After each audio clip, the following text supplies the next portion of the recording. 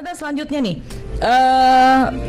pertanyaannya berkaitan dengan masalah apa ya? Coba saya bacakan dulu. Ustazah, alhamdulillah Allah beri kesempatan untuk bertanya kepada Ustazah, bagaimana cara untuk memerangi dan menjauhi hawa nafsu, terutama dalam hasrat seksual yang memang belum menikah? Apakah ada amalannya? Iya. Ini pernah ditanyakan seorang laki-laki kepada Nabi Muhammad SAW, seorang pemuda ya. Dia bilang, ya Rasulullah, saya ingin menikah tapi saya belum punya uang untuk bisa membayarkan mahar dan untuk menghidupi orang lain. Maksudnya kehidupan saya sendiri juga susah. Jadi bagaimana ini cara saya untuk menahan hawa nafsu gitu. Nabi Muhammad nyuruh dia pertama memang mau nikah ya, tapi karena dia bilang nggak bisa memberikan nafkah kepada anak perempuan, Nabi nggak kemudian bilang yaudah nggak apa-apa nikah aja dulu, urusan rezeki belakangan. Ya gitu. Nabi adalah muallimul kubro ya, seorang pengajar yang paling agung, paling besar, sehingga beliau tahu yang terbaik bagi umatnya, dan jawaban bagi satu orang adalah jawaban bagi keseluruhan umat. Nabi kemudian mengatakan, maka berpuasalah kamu. Berpuasa ya? Berpuasalah. Nah, puasa yang dimaksud di sini ini bukan asal puasa. Artinya bahwa bukan sehari puasa kemudian langsung hawa nafsu terhadap urusan dorongan seksual ini langsung habis ya. Betul. Akan tetapi diperlukan keistiqomahan dalam puasa tersebut. Cobain untuk puasa Senin Kamis. Kalau ternyata udah puasa Senin Kamis pun juga masih tetap juga nih hawa nafsu bergejolak, nah silahkan puasa Nabi Daud. Sehari puasa sehari enggak, sehari puasa sehari enggak, itu memang sangat mujarab untuk bisa ini ya, menahan hawa nafsu dorongan seksual. Kemudian selain daripada itu juga amalan yang saya minta untuk kamu mengerjakannya nih bagi para jomblo hati. Jomblo hati ya. Iya, yang belum dikaruniai pernikahan ya. Adalah untuk menjaga pandangan dan pendengaran dari apa yang bisa membawa kepada dorongan seksual. Artinya jangan kebanyakan nonton film atau apa yang membuatmu jadi memiliki dorongan sehingga pikiran akhirnya ke arah sana terus. Betul. Gitu. Coba berkegiatan selain daripada puasa tadi itu kan. Coba berkegiatan dengan kegiatan-kegiatan lain yang lebih bermanfaat sehingga pikiranmu tidak terus-terusan ke arah-arah sana gitu. Ada banyak hal yang bisa kamu lakukan dari menuntut ilmu, ada banyak banget yang perlu kamu pelajari dari ilmu-ilmu agama, belajar tafsir Quran, belajar makna-makna sholat, belajar makna-makna dari ayat-ayat yang selama ini kamu baca dalam sholat-sholat kamu gitu. Itu bisa untuk membuatmu menjadi lebih tahan terhadap godaan-godaan tersebut.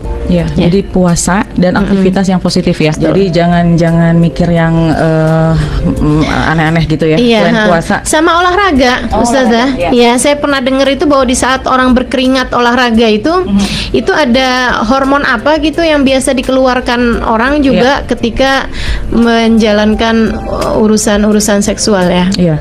Jadi selain puasa, olahraga, berpikir positif. Mungkin untuk jomblo hati datang kajian. Jaga mata, jaga telinga, sama datang kajian kali Ustazah ya. Datang kajian. Masya Allah. Lagi pandemi nih ya. Betul ya. Kajiannya kita tunggu sampai keadaan menjadi lebih kondusif insyaallah. Amin. Baik Ustazah, saya mau membacakan dua pertanyaan dari Instagram Ustazah. Yang ini banyak like-nya dan juga kalau banyak like biasanya banyak dibutuhkan oleh pendengar ya. Ini dari pertanyaannya dari Zirwah Khairia. Mau bertanya Ustazah, bagaimana agar hati bersih dari sifat iri, dengki dan penyakit hati lainnya? Iya, ini memang perkara yang perjuangannya seumur hidup ya, menjaga hati ini perkara yang kata Allah Subhanahu wa taala mendatangkan aflah. Qad aflaha man zakkaha wa qad khaba man dasaha. Nah, jaga hati ini sesuatu hal yang harus dipelajari seumur hidup begitu kan ya. Tapi yang pasti mendekatlah kepada Allah Subhanahu wa taala dan belajarlah untuk bisa melihat apapun sebagai penggeraknya itu Allah gitu, sumbernya dari Allah. Ini kan penyakit-penyakit hati seperti iri, dengki itu kan karena melihat orang lain mendapatkan kenikmatan, kesenangan yang kita pikir lebih daripada kita. Selagi kamu melihatnya sebagai dia punya ini, dia punya itu, dia cantik, dia kaya, dia disayang suami, dia hidupnya lebih beruntung dan lain sebagainya, maka selagi kamu masih melihatnya dia dengan D kecil ya, makhluk gitu maksudnya, dia punya ini punya itu, ya akan terus datang perasaan-perasaan seperti itu. Tapi kalau ngelihatnya sebagai dia dengan huruf besar, Allah Subhanahu wa taala sang pemberi, maka kita akan bisa tahu bahwa manusia semuanya nggak ada yang memiliki apapun kecuali ketika dia diberi. Nah, kalau kamu urusannya terhadap urusan diberi, maka minta aja sama yang beri. Betul. Agar kamu juga dikasih apa yang diberi oleh Allah kepada orang tersebut, kan begitu. Itu dengan cara itu semakin kuat tauhidmu, semakin kuat keimananmu kepada Allah, maka akan semakin berkurang pula lah penyakit-penyakit hati kita ini. Jadi ini memang pastinya banyak pendengar yang biasanya suka bersentuhan nih dengan masalah ada irinya, ada dengkinya, kemudian ada mungkin masih memiliki dendam misalnya, atau ngelihat yang lain kok dia punya ini sementara saya enggak gitu ya. Mungkin karena itu ya berarti Ustazah ya. Melihatnya jangan D kecil tapi D besar. Kalau memang melihatnya kepada Allah Subhanahu wa taala. Melihatnya kepada Allah, Allah yang ngasih, Allah yang beri, Allah yang bagi, Allah yang begitu kan ya. Dan bahwa yang Allah kasih itu semuanya yang terbaik kok bagi kehidupan seseorang gitu kan. Dia nggak cantik tapi kok disayang suami. Ya mungkin ada sesuatu hal yang kamu nggak tahu gitu kan. Yang membuat Allah Subhanahu wa taala memberi itu kepada orang tersebut. Gitu. Atau bahkan ketika kita berkaca dengan diri kita juga gitu ya.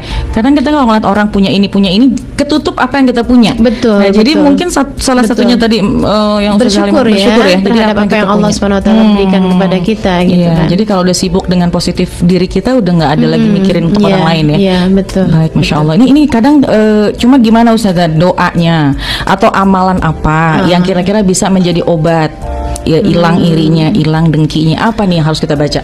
Kalau yang selama ini saya bisa rasakan mungkin salah satunya adalah sholawat ya. Sholawat. Sebab kalau kita itu banyak baca sholawatnya, nah itu nanti hati kita menjadi lebih bercahaya. Kata Nabi Muhammad SAW, "Aktsiru minas sholati alayya, fa inna sholatakum alayya nurul lakum." Perbanyaklah kalian membaca sholawat kepadaku karena sholawat kalian itu menjadi cahaya bagimu. Nah itu cahaya itu yang kita harapkan menerangi hati-hati kita gitu. Itu mungkin salah satu dari amalan yang bisa kita coba untuk bisa membaguskan hati kita juga adalah dengan kita mendekat kepada Nabi Muhammad SAW, salah satunya dengan cahaya. Masya Allah, dengan sholawat. Betul, ini sempurna banget ya Ustazah menyampaikan bahwa pokoknya positif, melihatnya kepada Allah, jadi lebih lega hatinya dan obatnya diantaranya sholawat tadi ya. Ini sempurna banget nih, mudah-mudahan hidup kita jadi jauh dari penyakit-penyakit hati ya. Baik Ustazah, ini nggak terasa nih udah hampir 44 menit dari pukul 5. Jadi hampir 45 menit kita ada kajian ini dan insya Allah kita akan berakhir di 4.50. Jadi tapi saya mau membacakan satu pertanyaan lagi juga dari Instagram yang dimana ini juga banyak like-nya di Instagram Ustazah Halimah, yaitu Ustazah pertanyaan terakhir, bagaimana cara para wanita-wanita soleha dalam mendidik anak-anaknya, dari Aisyah Al-Fajar ya. Yang pasti sih ya mereka mengajarkan kepada anak-anaknya, menanamkan kebaikan-kebaikan pada anak-anaknya dan juga melakukan itu dengan penuh kasih sayang dan menjadikan diri mereka sebagai panutannya bagi anak-anaknya gitu maksudnya. Karena memang yang namanya mendidik anak-anak itu kan menanam. Nanam itu kan enggak sekali tanam langsung jadi gitu kan. Nunggu bertahun-tahun baru bisa tumbuh sesuai dengan yang diharapkan. Nah, para perempuan-perempuan soleha yang saya banyak berjumpa dengan mereka baik di negeri ini ataupun di negeri-negeri yang lain ataupun di kota Tarim Hadramaut Yaman, mereka banyak sekali perempuan-perempuan soleha di sana. Saya rasakan mengajarkan kebaikan-kebaikan pada diri anak-anak. Salah satunya Ubaba Zahra ya, ibunda dari Habib Umar bin Hafid. Itu beliau mengatakan kalau kamu pengen anak-anakmu solehah, maka kerjakan itu dalam dirimu dulu sebelum kamu bisa mengajarkan itu kepada anak-anakmu. Artinya kalau kamu kepengen anak-anakmu menjadi anak-anak yang sholatnya terjaga, belajarlah untuk kamu bisa jagain sholat dulu gitu. Nanti perasaan itu akan ada muncul dalam diri anak-anak kita. Iya. Kalau kitanya suka baca Quran, suka hobi, seneng gitu, akan dilihat anak-anak dan itu akan melahirkan anak-anak yang insya Allah menjadi ahli-ahli Quran juga gitu. Kalau kerjanya ibunya sukanya depan TV, nonton sinetron, atau yang sekarang banyak nonton drama Korea ya, gitu. Mumpung di rumah aja gitu, biasa gitu ya. Bahkan sebaliknya orang ada beberapa mungkin di sana banyak mengintervensi atau banyak meminta kepada anak mau ini, minta ini gitu ya. Tapi ternyata dirinya si ibu ini mungkin di luar sana yang akhirnya tidak imbang antara keinginan yang ingin disampaikan kepada anak, dia belum bisa gitu ya. Iya betul. Ya Ternyata, jangan suka ini ya, jangan maksudnya tanamkan dulu itu dalam diri, kemudian kerjakan itu dulu dalam diri sendiri, nanti baru kemudian ngajakin anak-anak untuk melakukan hal yang sama gitu. Dan jangan pernah menyampaikan kepada anak-anak tentang aib-aib kita di masa lalu. Biasanya kalau ibu kayak begitu kan, ibu lagi zaman kamu begini gitu kan, hal-hal yang juga bersifat maksiat gitu ya, sehingga anak-anak akan balikin, mama ngelarang saya buat pacaran, padahal mama sendiri juga pacaran mah zaman dulu. Itu kan mama belum ngerti gitu. Itu karena ibu ini suka banyak cerita sama anak-anaknya hal-hal yang tidak baik gitu. Jangan pernah menceritakan keburukan-keburukanmu pada anak-anak. Sebagaimana juga anak-anak itu juga nggak usah kamu ceritain banyak-banyak kebaikanmu, contohin aja. Contohin. Jadi kalau kita ceritain yang lama, takutnya kerekam sama si anak, jadi senjata untuk si anak untuk copy paste misalnya hal semacam itu ya.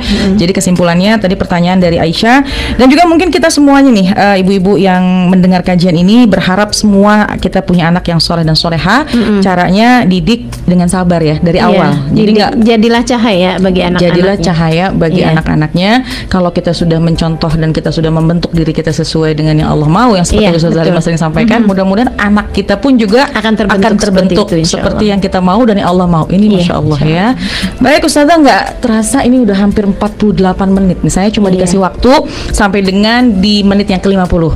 Tuh rasanya masih pengen banget bersilaturahim, kemudian banyak membahas tentang masalah ini. Tapi insya Allah kita akan hadir lagi Ustazah di setiap hari Rabu ya. Artinya selama pandemi ini untuk mengobati rindu para pendengar. Seminggu sekali kita ya. Seminggu sekali. Jadi insya Allah kita jumpa lagi di Rabu yang akan datang, tanggal 8 dari bulan Juli, insya Allah pada pukul 5 sampai dengan menjelang maghrib. Dan sahabat pendengar semuanya bisa kirim pertanyaan, yaitu di 0817195955. Insya Allah jawaban nanti akan dijawab langsung oleh Ustazah Halimah Al-Idrus di Rabu yang akan datang.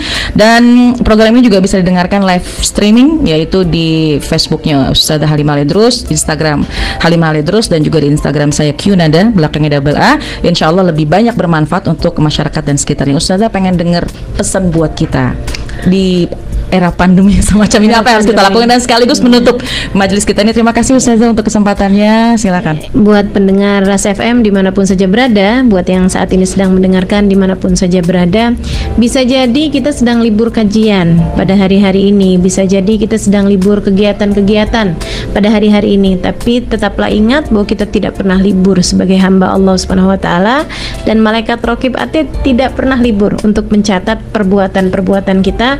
Tetaplah baik, tetaplah ingat bahwa kita hidup di atas muka bumi ini liyabluwakum ayyukum ahsanu amala. Untuk Allah lihat siapa di antara kita yang dapat berbuat kebaikan. Pergunakan kesempatan yang ada dengan kebaikan-kebaikan yang bisa kita lakukan. Semoga Allah Subhanahu wa Ta'ala menerima kita semuanya, dan semoga kita bisa jumpa kembali. Amin. Tidak lewat udara, tapi lewat darat. Insya Allah dalam keadaan yang lebih baik sesudah pandemi ini berakhir. Dan kita juga doakan semoga wabah yang sekarang sedang melanda negeri kita dan bahkan dunia semoga segera berakhir insya Allah, berganti dengan segala keberkahan dan kebaikan. Baik, amin ya rabbal alamin.